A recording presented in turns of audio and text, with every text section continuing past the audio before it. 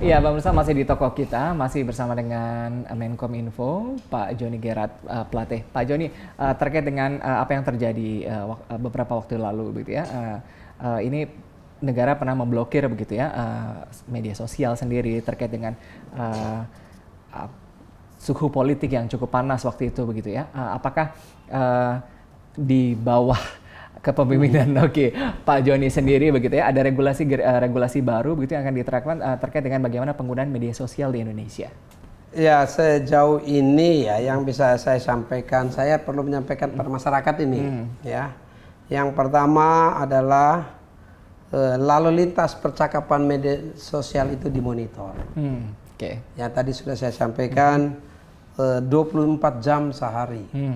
7 hari seminggu, round the clock dimonitor. Nah, untuk memastikan media sosial ini digunakan secara tepat, secara cermat dan bermanfaat untuk masyarakat.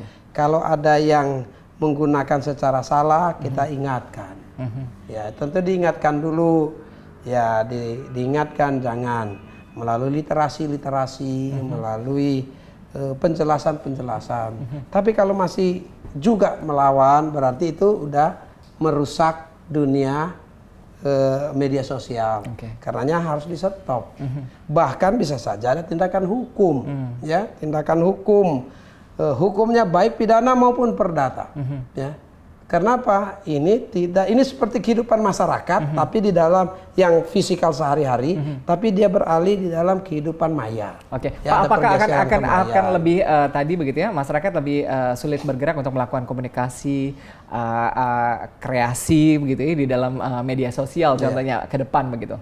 Saya memastikan bahwa tujuan hadirnya negara adalah untuk lebih memudahkan ya lalu lintas percakapan di antara masyarakat, untuk lebih meningkatkan kualitas lalu lintas percakapan di antara masyarakat.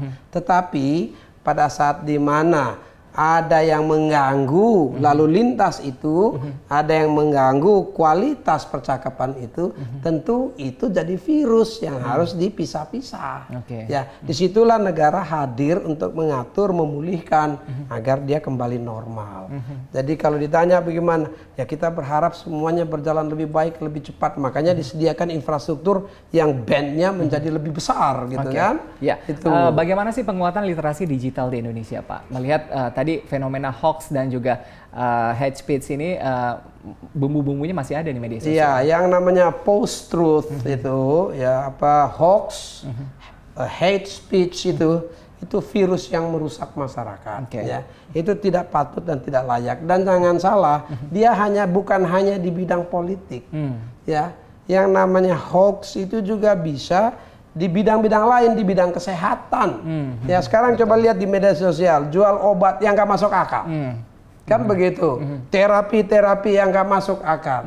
Yang begini-begini ini tidak boleh. Kita harus kendalikan. Ya, disitulah negara itu harus hadir ya untuk memastikan sehatnya media-media sosial kita.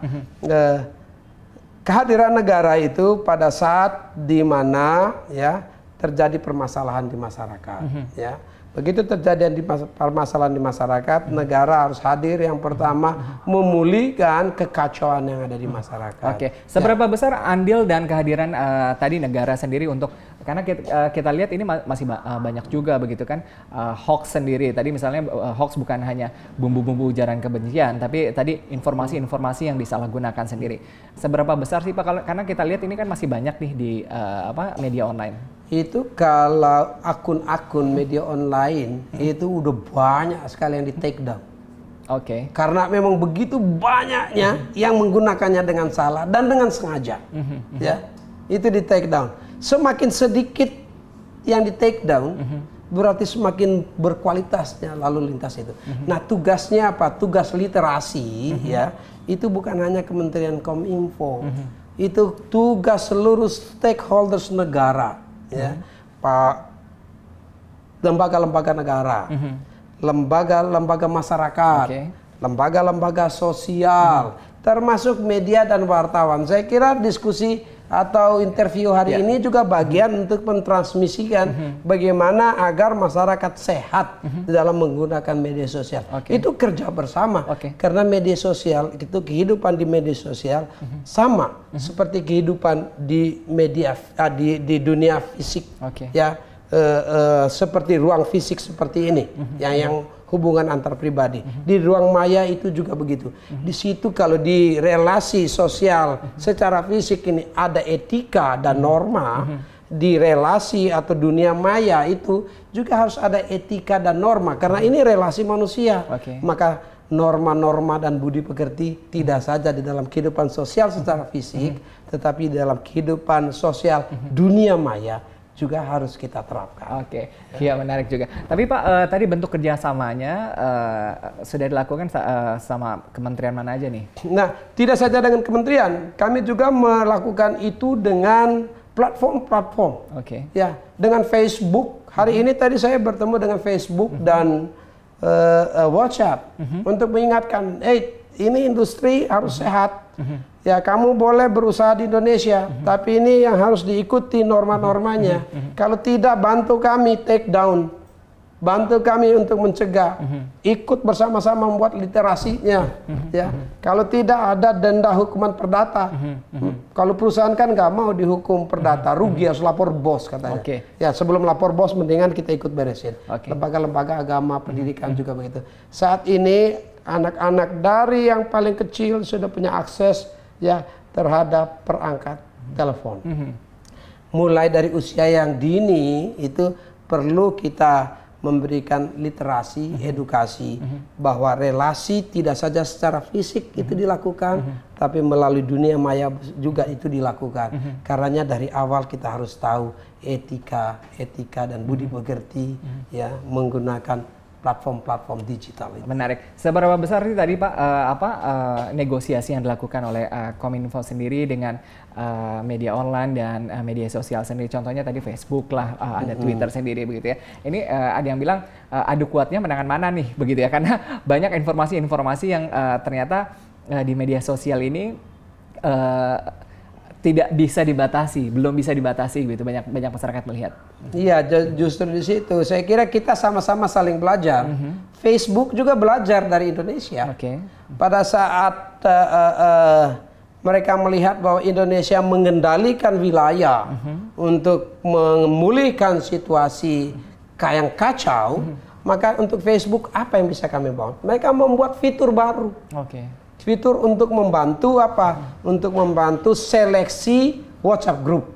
Ada yang unwanted, yang tidak disukai masuk dalam grup, maka terseleksi melalui fitur software yang mereka sediakan. Nah, kerjasama seperti itu, diskusi seperti itu untuk kita lakukan agar apa? Bukan mencari titik perbedaannya, tapi di mana terjadi perjumpaan kepentingan yang sama. Karena apa? Di situ kan kalau sehat, semakin sehatnya media sosial, tentu semakin berguna bagi yang punya platform, yang punya aplikasi. Kita perjumpakan di situ. Tetapi apabila ada yang melanggar norma satu bangsa, negara hadir dengan apa? Memastikan kewenangan negara untuk mengatur itu, termasuk memblokir. Menarik. Pak Joni, bicara mengenai fenomena sekarang pengguna gadget sendiri, anak-anak itu menggunakan gadget sendiri bisa dikatakan lebih dari 14 jam sehari gitu ya. Kalau waktu itu mungkin tentengannya buku atau bacaan gitu ya, sekarang tentengannya gadget sendiri begitu ya. Bagaimana sih potensi kondisi ini ya bisa dikatakan begitu ya? Bisa dilihat sebagai opportunity Kominfo sendiri untuk tadi memberikan literasi yang baik begitu ya, bukan lagi aksesnya untuk yang tadi insan lah dikatakan begitu. Ini agar internet sehat dan juga aman ini bisa berhasil karena gadget sendiri ini sangat hits begitu penggunaannya. Iya, ini bukan saja tugas Kominfo, ini tugas masyarakat, tugas rumah tangga, kepala rumah tangga, ayah dan ibu, kakak dan adik ya. Karena apa? Ini kan kehidupan sosial di dunia maya ini. Ya. Jadi menjadi tugas kita bersama, karena itu kehidupan sosial. Kalau kita lihat ya Mas Adam ya, sekolah Sekolah itu asal katanya skole di bahasa Yunani dulu itu artinya apa? Waktu luang. Sekarang sekolah waktu belajar, waktu utama. Dulu waktu luang itu digunakan untuk bekerja, apakah nelayan, tani, ternak dan seterusnya. Pada saat mereka beristirahat, sekolah namanya. Sekarang sekolah itu menjadi utama, tempat belajar. Nah, pada saat tempat belajar fisik sudah bergeser menjadi tempat belajar maya, maka bergeser juga fungsi sekolah. Ya, fungsi sekolah di dunia maya ini sudah berfungsi. Nah, kita juga masyarakat itu juga harus berubah, bergeser dari fungsi sekolah yang mengajarkan etika, mengajarkan budi pekerti, mengajarkan ilmu pengetahuan, mengajarkan keterampilan, bergeser ke dunia maya yang sama juga. Di situ ada etika, di situ ada keterampilan, di situ ada sains, teknologi dan seterusnya. Nah, disinilah letaknya bagaimana kita harus cerdas, mulai mengatur anak-anak untuk diperkenalkan dengan gadget dan dunia maya, ya ada standar-standarnya. Nah, disitulah saya kira psikolog-psikolog, ahli-ahli pendidikan kita itu pasti sudah mendalami betul bagaimana sih akses gadget terhadap anak-anak. Terlalu terlambat aksesnya tidak juga berguna untuk mereka. Terlalu cepat bisa juga merusak untuk mereka. Nah, disitulah perlu kecerdasan kehidupan rumah tangga. Itu mulai awal semuanya. Nah ini gimana sih masyarakat sendiri begitu ya agar tadi apa yang di searching sendiri adalah literasi yang bagus begitu ya, bukan TikTok. Nah fenomena yang ada di media sosial ini masih akan kita bahas, termasuk bagaimana sih Pak Joni sendiri mengelola begitu ya media sosialnya sendiri. Ada medsos juga Pak ya. Pak Ustaz, toko kita akan kembali, tetap bersama kami.